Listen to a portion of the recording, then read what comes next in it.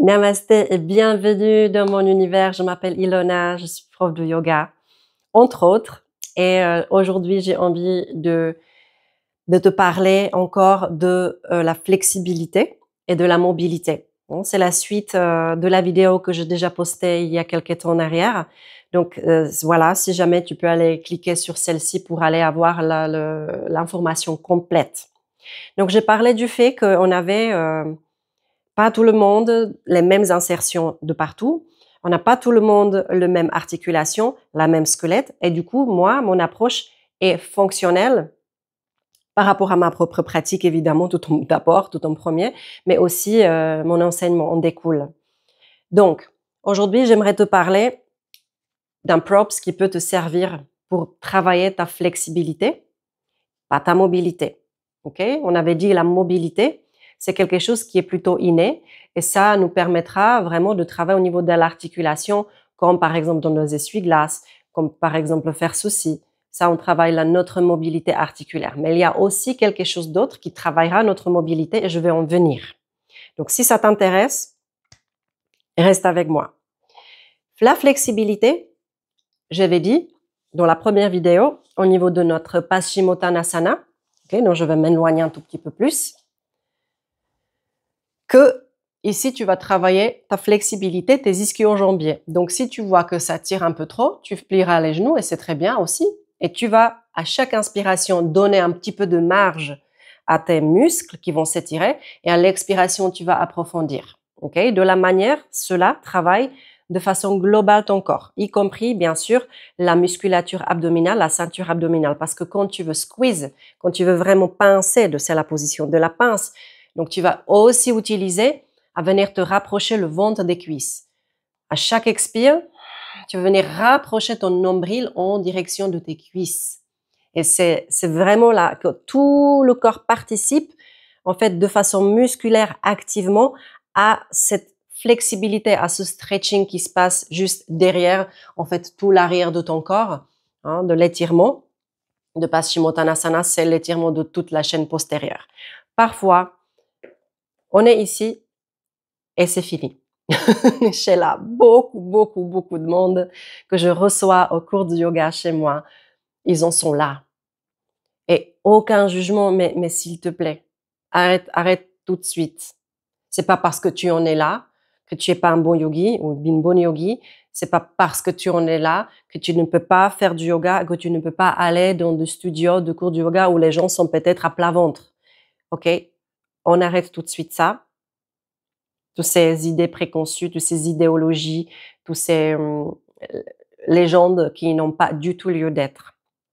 J'ai envie de rendre le yoga accessible à tout le monde pour que tu puisses vraiment rencontrer les succès, les résultats, les bénéfices que yoga peut t'apporter dans tous les aspects, mais absolument tous les aspects de ta vie. Là, pour l'instant, je suis à me concentrer sur les débuts ou peut-être à corriger l'intellect, les croyances qui sont derrière certaines choses au cours de ta pratique. Peut-être tu pratiques déjà des années, peut-être tu n'as jamais entendu ça. C'est aussi tout à fait possible. C'est pas parce que ta prof ou ton prof de yoga est mauvais ou mauvaise, absolument pas.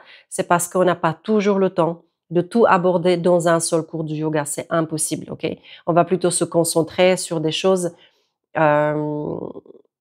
comme une séquence ou une respiration particulière ou une partie du corps en particulier, etc., etc.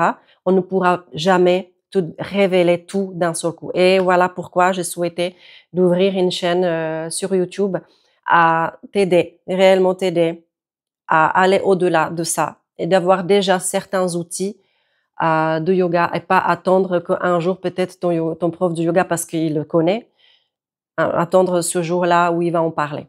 Ok? Donc ça, c'est une ceinture de yoga que tu peux très bien utiliser de déjà travailler cette magnifique ouverture du cœur. Ok, je vais changer de position pour que tu vois aussi du profil. Voilà, tu t'assieds, puisque tu n'arriveras pas peut-être, du coup, tu sens que tes genoux déjà d'office, ils ont envie de se lever. Si tes genoux ont envie de se lever, il y a une intelligence de ton corps qui le fait. Écoute ton corps. C'est ça l'écoute de son corps. Si ton prof de yoga te dit les genoux straight, non, c'est faux, c'est pas juste, ok? Donc tu vas les plier légèrement pour donner un tout petit peu l'accès et un petit peu détendre la portion lombaire qui en est reliée à ces ischions jambiers. Donc tu les plies et tu vas utiliser ta ceinture pour garder ta colonne droite et tu vas cultiver, pratiquer au lieu de rester ici avec les jambes bien tendues, mais par contre ton dos, rien du tout, aucun bénéfice, bah, du coup tu vas venir simplement pratiquer grâce, tes bras sont tendus grâce à la ceinture. Okay? Et peut-être tes jambes se fléchissent légèrement, ça permet directement ton corps à respirer. Dans des positions dans lesquelles tu ne peux pas respirer, tu n'es pas juste. Quelque chose doit évoluer, quelque chose doit changer. Si dans une des positions que tu fais, tu bloques ta respiration, tu n'es pas sur le bon chemin. Ça, c'est vraiment simplement un bon paramètre pour toi d'observer est-ce que je suis bien dans la position ou non. Si tu as un doute, observe ton souffle. Est-ce que tu peux légèrement sourire dans ta pratique, dans ta posture? Et si je suis ici, est-ce que je peux sourire? Et si je suis ici, est-ce que je peux toujours encore sourire?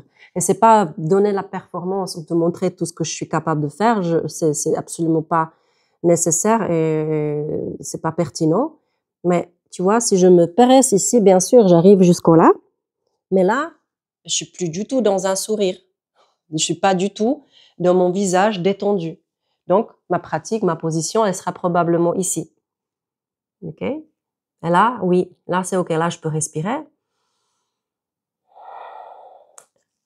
Donc, il faut que toi, tu trouves ton point départ, parce que le point départ, c'est tous les jours à nouveau. C'est pas parce que tu pratiques le yoga depuis 5 ans, c'est pas parce que tu la pratiques depuis 2 semaines. Il y a toujours un point départ et c'est chaque nouvelle pratique, c'est un nouveau point de départ. Et chaque pratique sera de toute façon différente parce que tu n'auras pas tous les jours le même corps. Ton corps a déjà changé il y a une semaine. Mon corps est différent d'hier, celui d'hier. C'est-à-dire que chaque jour, je dois explorer. Je dois voir qu'est-ce qui se passe dans mon corps. Mon corps aussi, il a passé par des étapes émotionnelles, il a passé par les états de conscience, il a eu des expériences, il a vécu des choses. Et bien sûr, mon corps va venir à tout se souvenir. Et les cours du yoga, c'est comme une hygiène hebdomadaire, là où je me brosse les dents le matin pour enlever la plaque. Donc, je vais venir enlever ces couches émotionnelles, je vais venir enlever toutes ces crispations, toutes ces tensions, toutes ces injustices que j'ai vécues durant ma journée, durant ma semaine, toute la fois que ma femme, mon mari ne m'a pas compris et puis du coup, j'étais restée sur un point un peu frustrée, des choses comme ça. Ben, on va venir nettoyer avec notre pratique. Mais si maintenant dans ta pratique, tu es comme ceci, rien de tout cela ne pourra avoir lieu. Donc, tu dois laisser la marge de ton corps intelligent et sage pour vraiment venir libérer, circuler l'énergie vitale pour qu'il te libère de ces crispations, pour qu'il te libère de ces émotions, de ces petites frustrations que tu as logées quelque part, qui se sont imprimées quelque part, parce que tout ce que tu n'as pas pu exprimer, c'est imprimé dans ton corps.